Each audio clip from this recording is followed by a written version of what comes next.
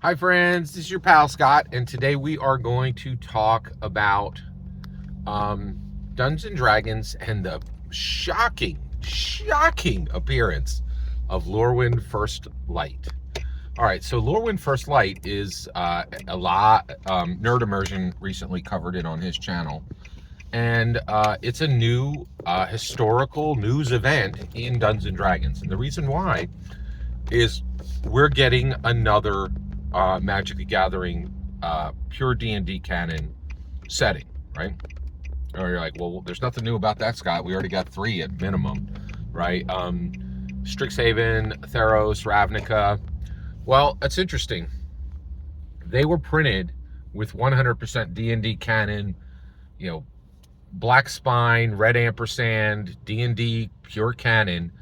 But then there are these people who are like, oh no, the only thing that's canon is what Ed Greenwood and what Gary Gygax wrote for D&D, and none of the rest. Lego City is not a canon D&D setting. That's nope, doesn't count, right?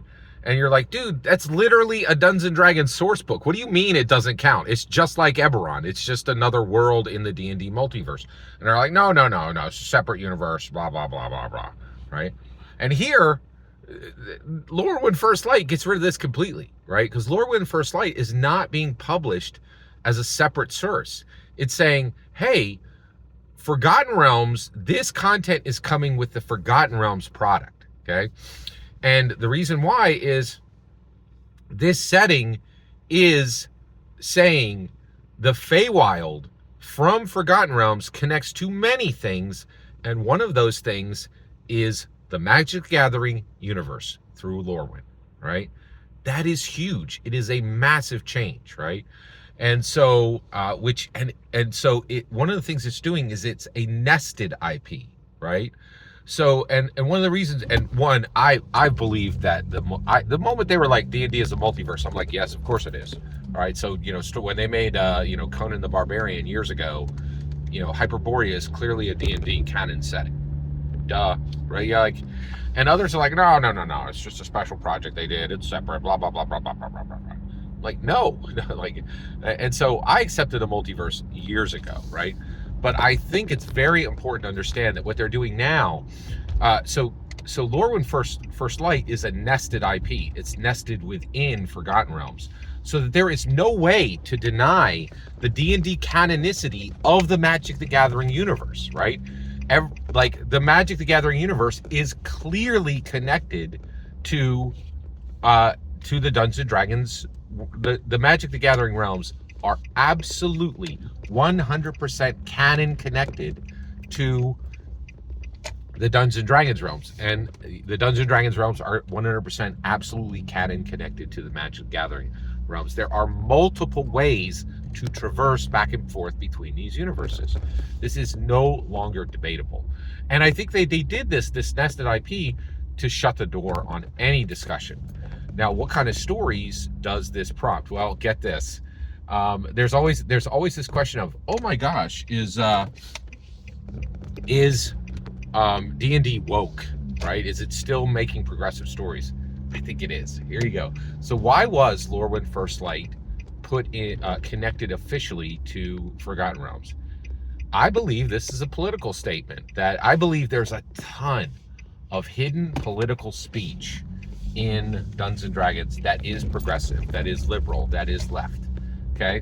All right. So what is the story that's being talked about here with Lorwyn First Light? Well, I think it's an undocumented immigrant's story. It's a sojourner story. What? Yeah. So Lorwyn has this constellation event. It happens I think every 25 years or something.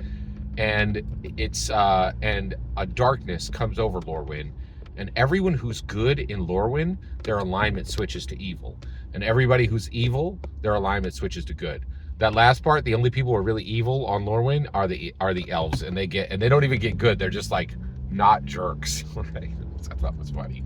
And so this constellation event, it turns Lorwyn into this dark realm called Shadowmoor, right? And so all these people in Lorwyn have to deal with this terrible event. right? And they end up being evil for a significant portion of their life, and it's pretty bad. It's a bad situation. Not anymore. Hibbity hop pop poop pa. Let's go to the dark tide is coming. Let's go on over to Forgotten Realms. And none of us have to be evil. And so you have, now you have a built-in like coyote adventure where the player character's job is to get as many good Kithkin, as many good elementals, as many good elves over to Forgotten Realms as possible, so they don't turn evil when Shadowmoor arrives, right?